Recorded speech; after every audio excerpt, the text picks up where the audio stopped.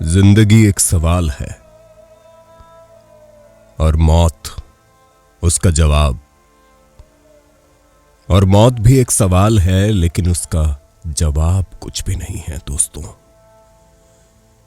नमस्कार, जोशी विनोद की बातों के इस चैनल में अब स्वागत कहूं या क्या कहूं। आज वीडियो बनाना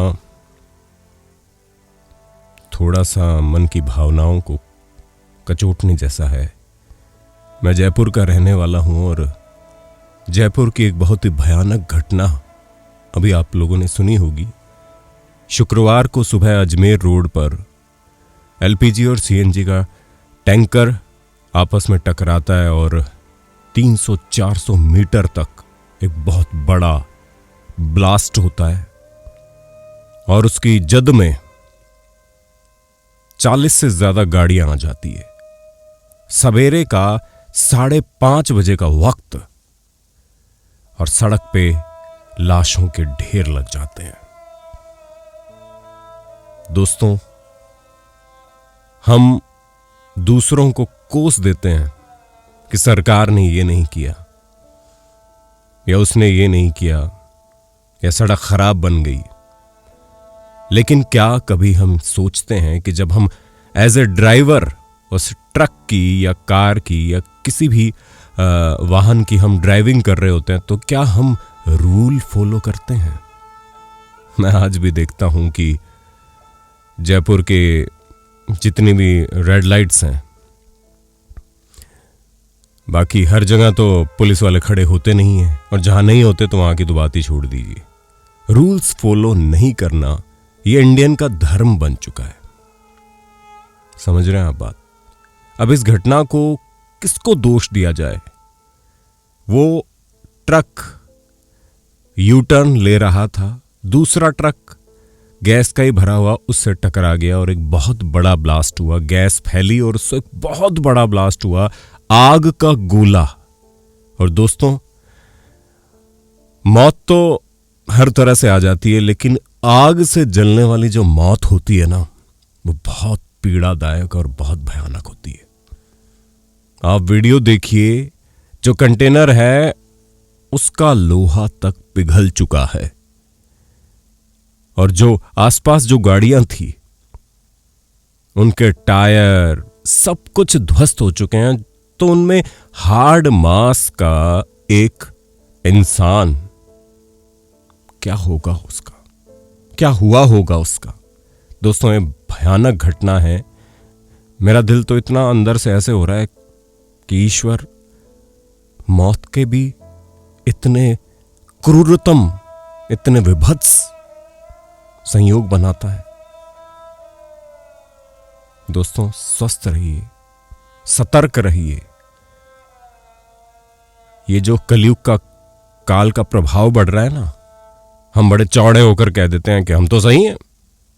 अरे भाई साहब, आप रूल फॉलो करते नहीं हो, भ्रष्टाचारी में फंसे हुए हो। सही गलत की परिभाषा ही बदल चुकी है आज के समाज में। किसको दोष दें?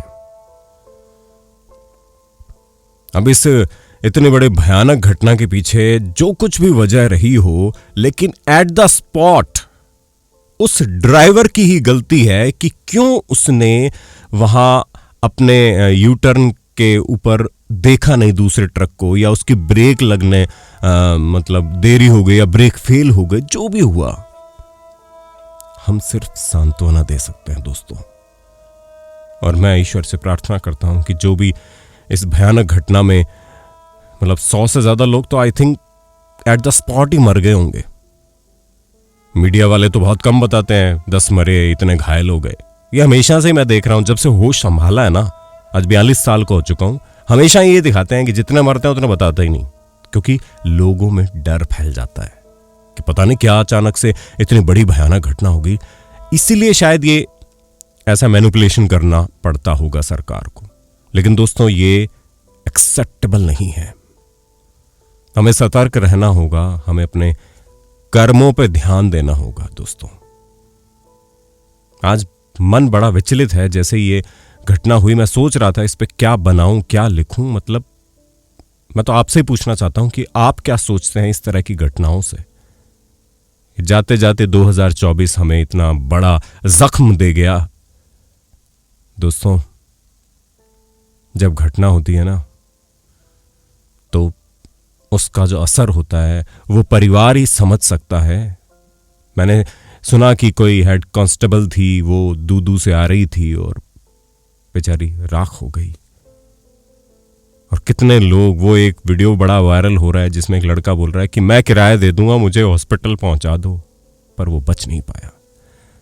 दोस्तों, इन तरह की घटनाओं से हमें सीखने की जरूरत है। मैं तो कहता हूं ऐसा मतलब दुश्मन के साथ भी ना हो।